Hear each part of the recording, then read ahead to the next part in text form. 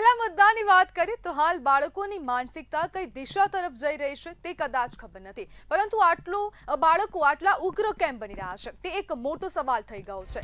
સ્કૂલમાં ભણતા વિદ્યાર્થીઓ વચ્ચે નાના ઝઘડા હવે મોટું સ્વરૂપ ધારણ કરી રહ્યા છે।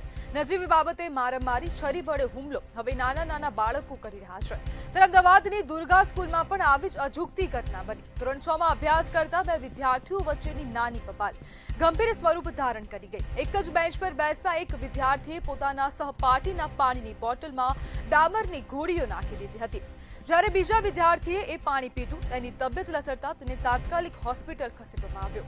દુર્ગા સ્કૂલના સંચાલકોએ 10 દિવસ સુધી ડીઓને જાણ ના કરી સમગ્ર ઘટનાને દબાવવાનો પ્રયાસ કર્યો। ત્યારે પ્રશ્ન એ છે કે બાળકો વચ્ચેના નાના ઝઘડા હવે આટલા ઉગ્ર કેમ બની રહ્યા છે, અને સૌથી મોટો સવાલ જ્યારે આવી ગંભીર ઘટના બને ત્યારે સ્કૂલ પ્રશાસન પારદર્શકતા રાખવાના બદલે મામલો દબાવવાનો પ્રયાસ કેમ કરી રહ્યા છે। જે ઘટનાની હવે ડીઓને જાણ કરવી જોઈએ, પરંતુ તે ઘટનાની જાણ ડીઓને 10 દિવસ સુધી કરવામાં નથી આવતી, અને સ્કૂલના પ્રશાસનો દ્વારા આ મામલાને દબાવવાનો પ્રયાસ થઈ રહ્યો છે। જ્યારે તેમની પાસે જવાબો માંગવામાં આવે છે તો પણ તેમની પાસે જવાબો હોતા નથી। તે માત્ર તેવું જ કહી રહ્યા છે કે એક નાની ગંભીર આ બેદરકારી હતી, ચિંતાનો વિષય છે, પરંતુ સ્કૂલે કેવા પ્રકારના પગલાં લીધા છે તે પણ હવે સ્કૂલના સંચાલકો દ્વારા કહેવાયું નથી। અને બાળકોની હવે માનસિકતા કયા તરફ જઈ રહી છે, કઈ દિશામાં જઈ રહી છે તેને લઈને પણ અનેક પ્રશ્નો થઈ રહ્યા છે। કેમ હવે બાળકો નાની વાતમાં ઉગ્ર બની રહ્યા છે, અને કેમ હવે પોતાના જ સાથીદારોને, પોતાના મિત્રને છરીઓ મારી રહ્યા છે, મારામારી કરી રહ્યા છે। ક્યાંક કોક સ્કૂલમાં વિદ્યાર્થીઓ પટ્ટા વડે મારામારી કરે છે, તો બીજી બાજુ કોક સ્કૂલના જે વિદ્યાર્થીઓ છે તે બીજાને છરી મારતા હોય તેવા પણ અનેક પ્રકારની આવી ઘટનાના દ્રશ્યો પણ સામે આવે છે, અને સીસીટીવી ફૂટેજો પણ સામે આવે છે। અને જે દરમિયાન હવે આ જે સ્કૂલ છે, દુર્ગા સ્કૂલ દ્વારા જે મામલો દબાવવાનો પ્રયાસ કર્યો છે તેમાં ડીઓ દ્વારા શો નોટિસ પાઠવવામાં આવી છે, અને સ્કૂલ પાસેથી જવાબ પણ માંગવામાં આવ્યો છે। ત્યારે સ્કૂલમાં બાળકો હવે ઉગ્ર કેમ થઈ રહ્યા છે તેવા પણ અનેક પ્રશ્નો ઉભા થઈ રહ્યા છે, અને માતા પિતાના જે રોલ છે તેને લઈને પણ હવે પ્રશ્નો થાય છે કે માતા પિતા પણ હવે બાળકોને શું શીખવી રહ્યા છે, બાળકોમાં આવા સંસ્કાર ક્યાંથી આવી રહ્યા છે।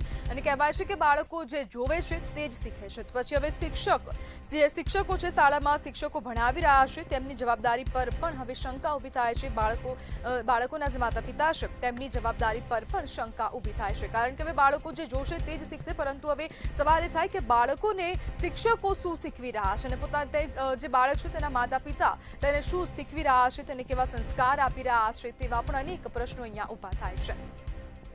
જે વિદ્યાર્થીએ એ પાણી પીધું ને ત્યારબાદ તરત જ વિચિત્ર ગંધ આવતી હતી, ને તે જે વિદ્યાર્થીની પાણીની બોટલમાં જે ડામરની ગોળી નાખવામાં આવી, તે વિદ્યાર્થી આ પાણી પીવે છે તેને અજીબ સ્મેલ આવે છે, અને તે સ્મેલ તે આજુબાજુમાં પણ તેના જે મિત્રો બેઠા હોય છે તેને પણ સૂંઘાડે છે। તે બાદ તે શિક્ષકો પાસે જાય છે કે ફરિયાદ કરે છે કે આમાં પાણીમાંથી આવી ગંદી સ્મેલ આવી રહી છે, વાસ આવી રહી છે, અને જે શિક્ષક હોય છે ત્યાં ફરજ પરના શિક્ષક તેમના દ્વારા જે વિદ્યાર્થીએ પાણી પીધું હતું તેને તાત્કાલિક હોસ્પિટલ ખસેડવામાં આવ્યો હતો, જેથી કરીને કોઈ જે વિદ્યાર્થી છે તેની તબિયત વધારે ખરાબ ન થાય, તેથી તેને બાળકને હોસ્પિટલ પણ લઈ જવામાં આવ્યો હતો। ને જોકે બાળકની હાલ જે તબિયત છે તે સ્થિર છે।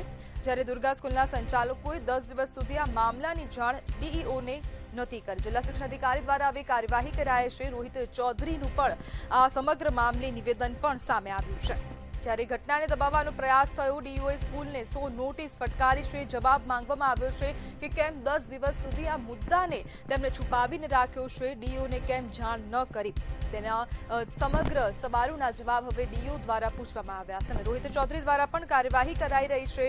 સમગ્ર મામલે સ્કૂલને પણ નોટિસ ફટકારી છે, અને જે સ્કૂલ સંચાલકો છે તે લોકો દ્વારા જે વિદ્યાર્થીએ જે ડામરની ગોળીઓ બોટલમાં નાખી હતી તે વિદ્યાર્થીને સ્કૂલે મોકલવામાં ન આવે તેવા પણ આદેશો હવે માતા પિતાને કરવામાં આવ્યા છે। માતા પિતાને જાણ કરાઈ છે કે આ જે બાળક છે તેને આ સ્કૂલમાં મોકલવામાં હાલ પૂરતો ન આવે।